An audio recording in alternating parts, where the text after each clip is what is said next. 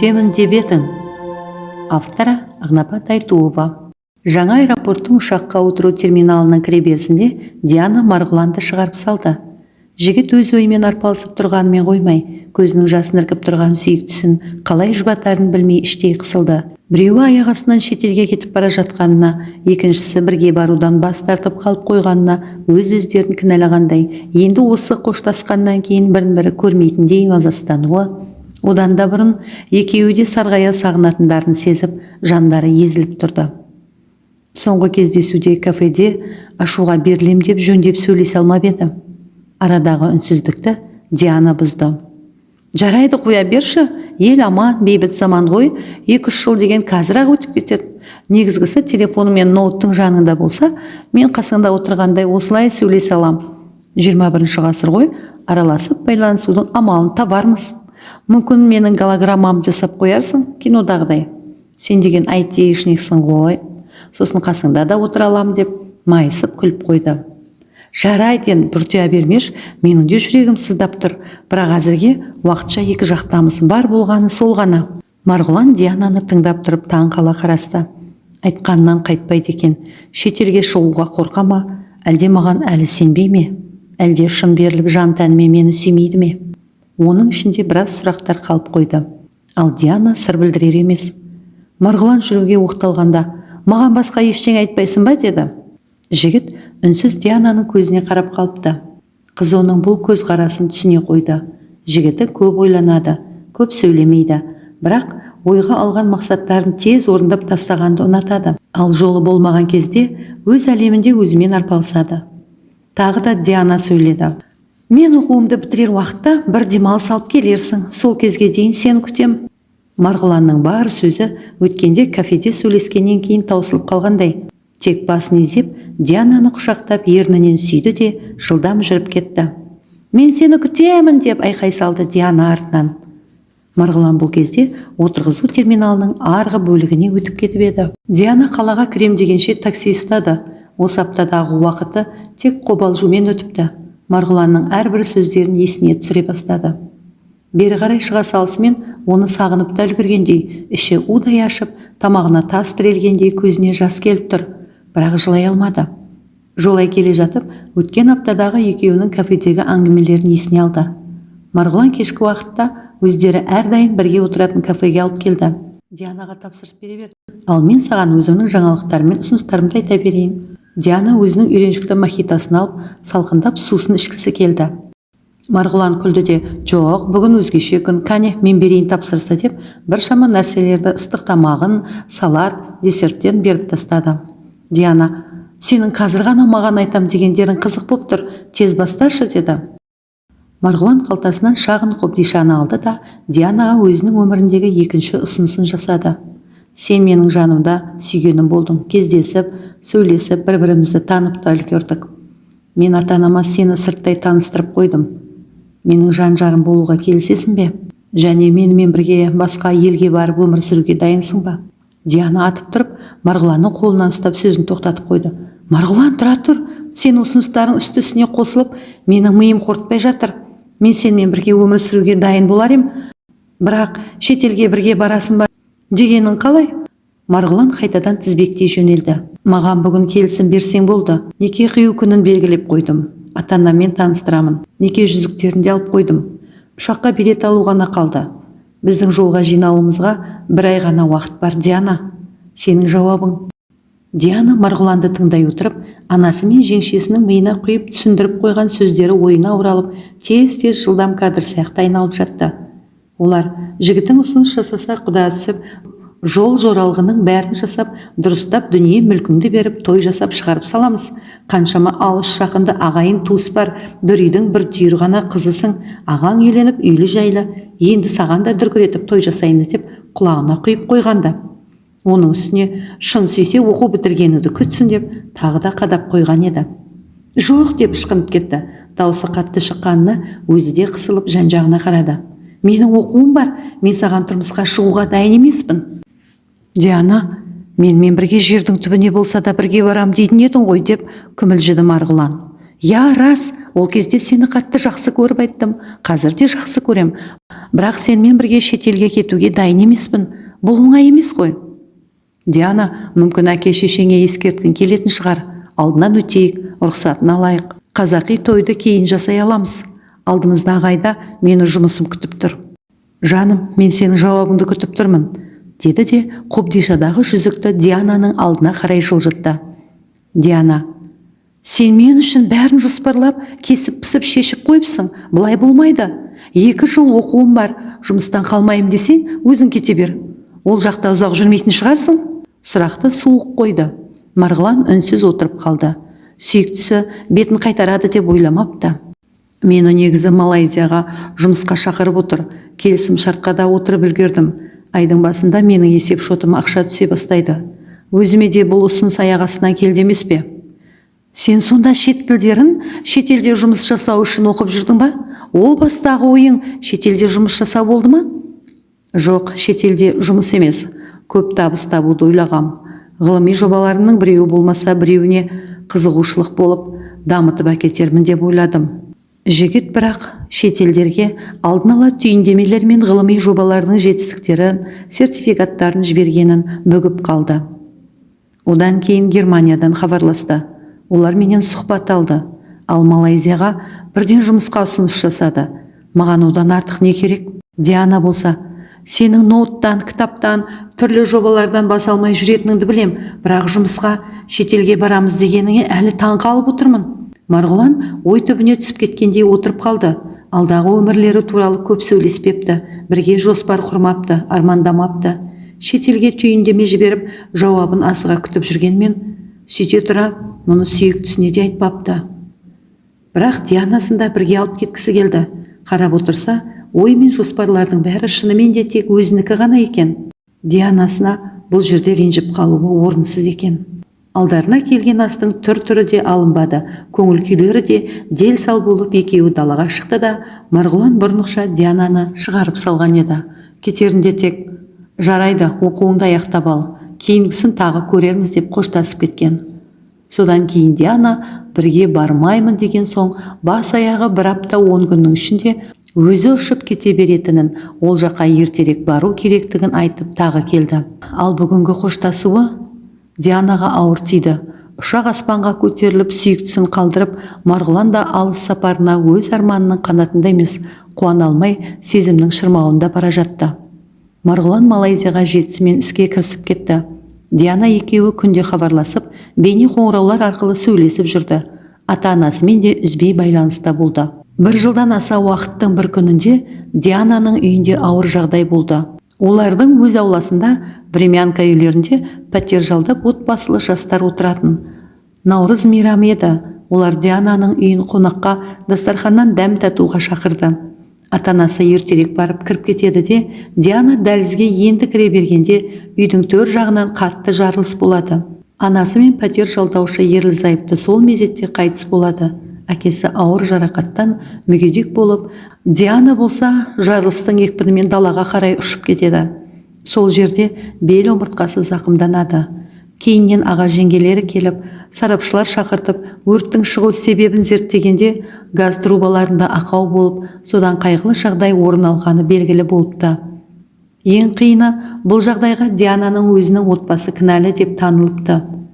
Анасы мен көршілерін жер қойнына тапсырып, ағайындары өз қызметтерін жасап кетіп қалады. Диана ауруханада ұзақ жатып ем алды. Денесін тіктеп жүріп кеткенмен, сәл шаршаса белі, арқасы шым-шымдап ауыратынды шығарған. Ал әкесі болса, сол күйі арбаға таңылып қалды. Ағасы келіп, әкесі екеуін қолдарын алып кетеді. Ағасының үйінде жүріп те Диананың жаны жай таппай қойды. Өткен жолы анасы биыл пәтер жалдаушыларды ұстамай-ақ қояйық. Времянканың орнын тазалап, жерін өңдеп, көкөністер ексек, ауланы әлі де көгертсек деп еді. Қызы еді сол кезде. Мен оқуымды енді бітірдім. Жұмыс тауып ақша жинағанымша, пәтер жалдаушылар отыра тұрсын. Ақша сендерге керек болмаса, маған керек, деп анасының жоспарын кес-кестеп еді.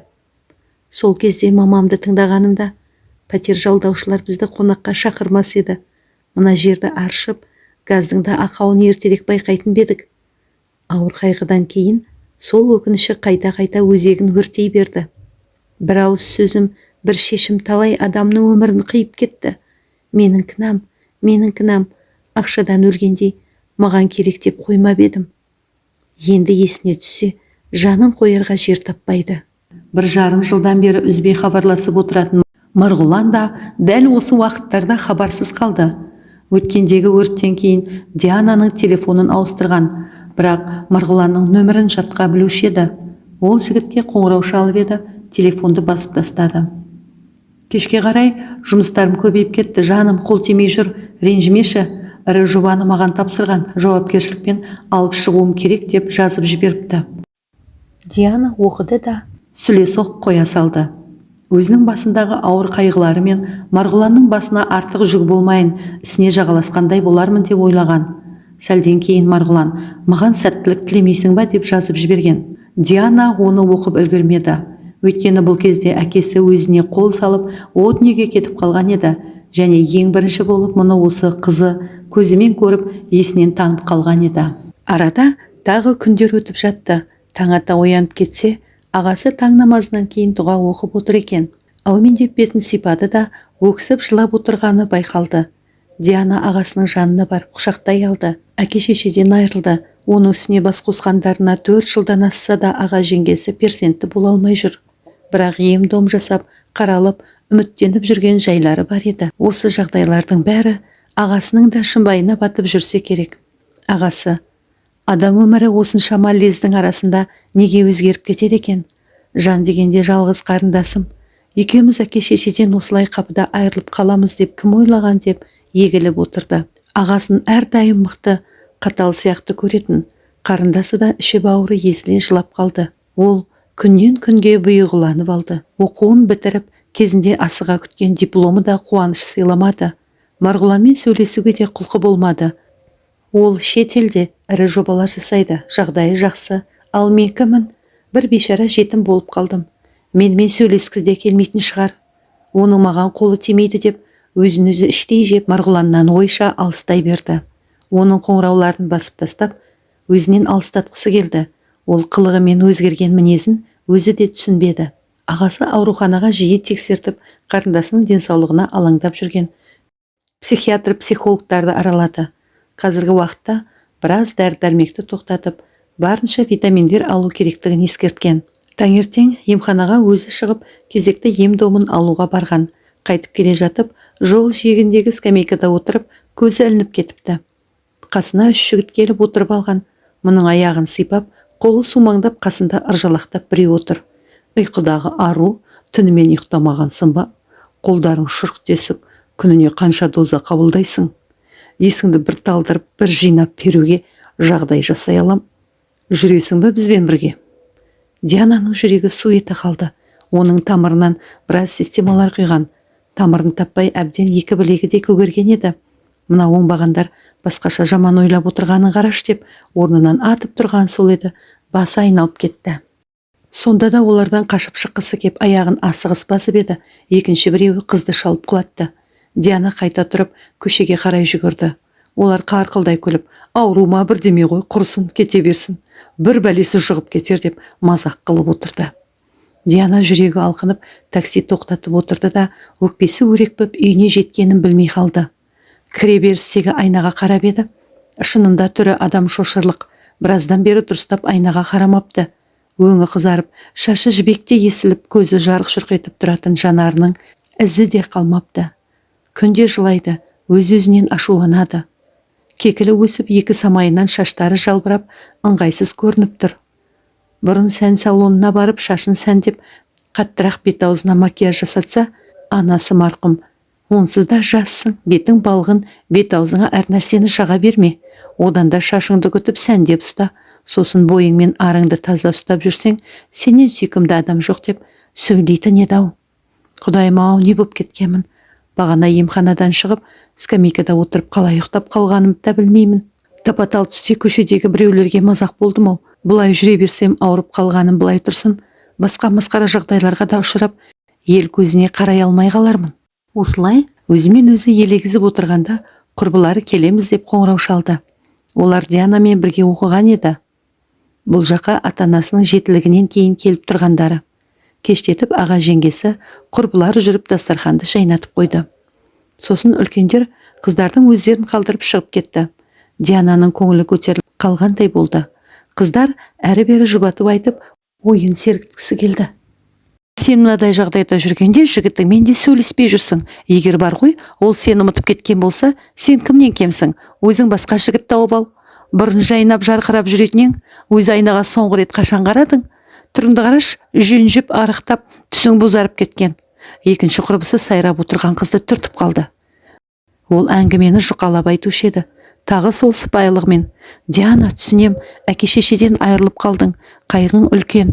Бірақ сенің көз алдымызда бұлайша солып бара жатқаныңа біздің де жанымыз ауырады. Өз-өзіңе келсең жақсы болар еді. Айтпақшы, біз сенімен отырып, жігітіңмен сөйлесіп, оған ұрсып аламыз деп келгенбіз негізі. Ең болмаса, сенің қайғылы күндеріңде қасыңда болмайды ма? Ең болмаса, бірер аптаға сұранып кеп, сені жұбатса болмас па еді? Сенен мүлдем ажырап кетпеген шығар? Қыздар, ол менің әке-шешемнің қайтыс болғанын білмейді. Оған ештеме айтпадым. Айтқым келген, ол кезде телефонды көтермей қойды. Кейіннен қол тимей жүр деді. Әрі қарай арамыз суи бастаған сияқты болды. Соңғы кездері неге екенін білмеймін, мен онымен сөйлескім келмейді. Ол бөтен адам сияқты. Не үшін, неге десті қыздар? Білмеймін, мына түрімді көрмей-ақ қойсын. Ол жетістікке жеткен. Менде не бар? Тіптен әке-шешемде жоқ. Ол да маған суыған шығар. Солай сияқты. Қыздар сол жерде миын аштып, Марғұланға телефон шалуды айтып қоймады. Мәселенің бетін ашып алайық, қоңырау шал, сөйлес деп табандап отырып алды. Диана әрі-бері ерегісіп еді, қыздар жанын қоймады. Сөйтіп Марғұланға бейне қоңырау шалды. Кешкі уақыт болатын, ол бірден экраннан жарқ ете қалды. Әуелгіде Диана деп жымиып қараған ол көзін қадай қарап қалыпты. Диана, жаным, жағдайың жақсы ма? Сен ауырып қалған жоқсың ба? Қатты өзгеріп кетіпсің. Неге қоңырауларыма жауап бермейсің? Диана тілін жұтып қойғандай әлі сөйлеген жоқ. Тек көзінің жасы көл болып, өзін тоқтата алмай кемсеңдеп жылай берді. Марғұлан телефонның ішінен бері қарай түсіп кететіндей ентелеп: Диана, жыламашы жаным, айтшы, не жағдай болды деді. Бір құрбысы шыдамай кетті. Ұялы телефонды жұлып алып: не болсын? Диананың әке-шешесі қайтыс болды.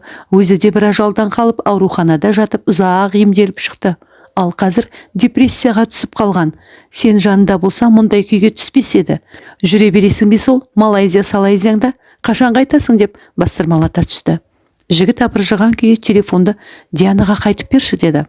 Диана, мен қасында болам, өзімде барып қайтам деп жүргенмін. Сәл шыдашы, өзіңді күтші. Менде шамалы жұмыстар қалды, Қазақстанға қайтамын. Күтемін деп едің ғой, өз сөзіңді ұмыттың ба? Бәрі артта қалады, уайымдамашы. Я, түсінем.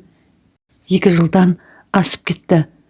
Бірақ сен мені күтіп жүр деген сеніммен мен мына жақта қалай мықты болып жүргенімді білсең ғой. Мен саған тезірек жеткім келеді. Бәрі жақсы болады. Осы кезде Диананың 2 құрбысы жаймен орындарынан тұрып, бөлмеден шығып кетті. Видеодан қарап отырған Марғұлан: жыламашы. Енді мен сенің бұрынғы әдемі көздеріңді көргім келеді. Мен сені аймалап сүйгім келеді, Диана. Диана 2 қолымен кішкентай балаша 2 көзін сүрткілей бастады. Оның расымен көздері суалып, беті домбығып кеткен еді. Олар бір-біріне ұзақ қарап отырды. Ұзақ сөйлесіп барып қоштасты. Құрбыларына аға жеңгесі де Диана да алғыстарын айтып, түнделетіп шығарып салды. Сол түнде Диананың есеп шотына 500 000 теңге ақша түсті. Ата-анаңа Құран оқытып, Құдайы берерсіңдер. Мен де мына жақтан дұға бағыштаймын деп жазып жіберіпті. Құдай қаласа, келесі аптада жетемін депті. Қыз түнде біраз уақытқа дейін ұйықтай алмады. Марғұланның оралатынына қуанса да, қобалжып, денсаулығынан уайымдаса да, әйтеуір таң атқанша көзі ілінбей, ертесіне күн көтерілгенше ұйықтап қалыпты. Көзін аша сала, ерекше бойын кернеген қуанышты сезінді. Керіле созыла: я, мен уәде берген екенмін ғой. Қалай ұмытып кеттім? Қалай өз сөзіме қиянат жасадым деп, қыздың нәзік көңілі қайта шалқып, жымия орнынан тұра бастады.